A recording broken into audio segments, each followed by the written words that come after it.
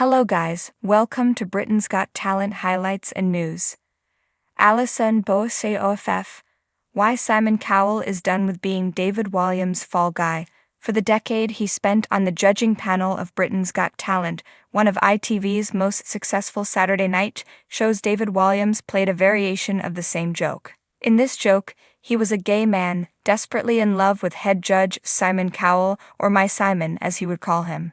It was a piece of high-camp theatrics, which Walliams seemed to enjoy.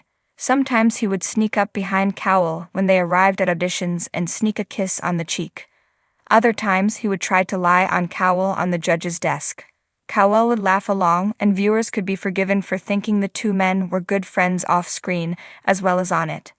However, with Walliams now suing BGT's production company Fremantle Media for leaking a transcript of the off-color abuse, which led to him leaving the show in 2022, the situation looks rather different, and Cowell has, of course, now given Walliams' job on the show to his real gay best friend, Bruno Tonioli. Speaking to sources close to the mogul, it turns out that Cowell has been holding Walliams at arm's length for some time. Simon was obsessed with David when he was first hired, couldn't get enough of him, says a senior source at the broadcaster. They would see each other socially and seemed tight, but it went sour fairly rapidly and they weren't on good terms by the end. This week, when news broke of Walliams' legal action, Cowell was in Los Angeles preparing for the final of America's Got Talent. Associates let it be known that Cowell hadn't heard the legal action was coming, and wasn't kept informed of it by Fremantle. Actually, they said he hadn't given Walliams a thought for a long time. Ouch. So how, and more interestingly, why did this schism set in? Some blame the My Simon act, saying that what started as a joke became something which appeared almost deliberately embarrassing to Cowell, particularly after he got engaged to partner Lauren Silverman in 2021. Walliams hooted on a radio broadcast last year, "Simon getting married to a woman. Who would have thought it?" One well-placed source said, "Simon found it funny sometimes but rather wearing at others. I guess it would be fair to say that the jokes didn't always come off." He added, "David always seemed excitable around Simon. Off camera it wasn't that different. Sometimes Simon was flattered and amused, but sometimes he thought, 'What on earth are you doing?'" One time we were filming auditions in Hammersmith, and David got overexcited and threw a pen at Simon's head and hit his face. Simon was not amused, as it could have injured him or delayed the show. It was so childish. David apologized backstage afterwards. It wasn't what you'd expect of a grown man. Others say that Walliams made the fatal error of trying to hog the spotlight. Amanda Holden and Alessia Dixon, whatever you may think of their presenting talents, always defer to Simon. When Walliams won Best TV Judge at the National Television Awards in 2018, he gloated, "I don't look upon this as a victory for me. I look upon this as a humiliation for Simon Cowell. All he does is judge. He can't sing, he can't dance, he doesn't tell jokes. He just sits there saying no to everyone. Anybody can do that."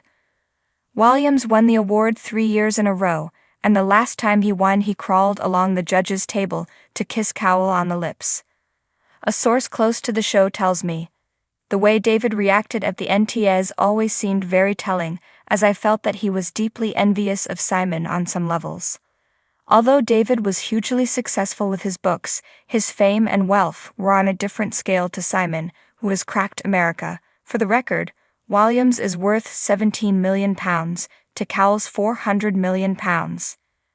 An insider adds that the two men were divided by their differing personalities, and notes that Cowell's experience of fatherhood changed him a great deal. Walliams was hired in 2012 and Cowell's son Eric was born in 2014. The pregnancy took him by surprise, and Silverman was married to a friend of his at the time. Defying the doubters, the couple have since settled into a long and happy relationship, and Cowell is even talking about having another child with Lauren. By contrast, Walliams has been divorced since 2015 and shown no inclination to settle down again. In the early years they used to hang out a bit, go to parties and dinners. Simon did change completely when Eric was born. His life and his priorities and his views changed. He wasn't on the scene anymore, says the source. Thank you for watching. Please subscribe to our channel to see more talents. Ultimately, Cowell is very different to Walliams, having a small circle of good friends to whom he is very loyal.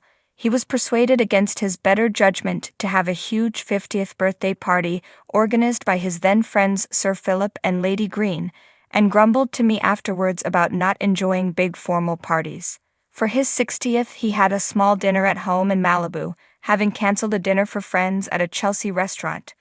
Walliams is a show business extrovert, as proved by the amazing turnout at his 52nd birthday party earlier this month. Actors Michael Caine, Rob Brydon, David Schwimmer, and Steve Coogan were there, as well as Ant and Dec, Alicia and Amanda, but not Simon, from BGT. As a boy who struggled to make friends at school, Walliams has a horror of loneliness. In February 2009, he admitted on Desert Island Discs to persistent suicidal thoughts. Declaring he would take a gun as his luxury on the fantasy desert island, he said he would shoot himself if he got too lonely. "I can't stand being on my own," he told Kirsty Young. "I hate it. When I am my own thoughts, I start to unravel and to think dark, self-destructive thoughts." As he revealed in his candid autobiography, he first tried to kill himself at scout camp when he was 12. There followed at least 3 other attempts and a stint in the Priory Hospital, followed by medication and therapy. But he went on to achieve stardom, and BGT was probably the crowning moment of public recognition. Initially, the hiring of Walliams, on £250,000 a year for 2 years, was viewed as a triumph, and Cowell couldn't have been happier. The show was in crisis after a lackluster run featuring Michael McIntyre and David Hasselhoff, and Cowell wanted to refresh it. Walliams' brief was to embrace the more eccentric side of the show, and by the time he left last year, his pay had risen to £1.5 million a year.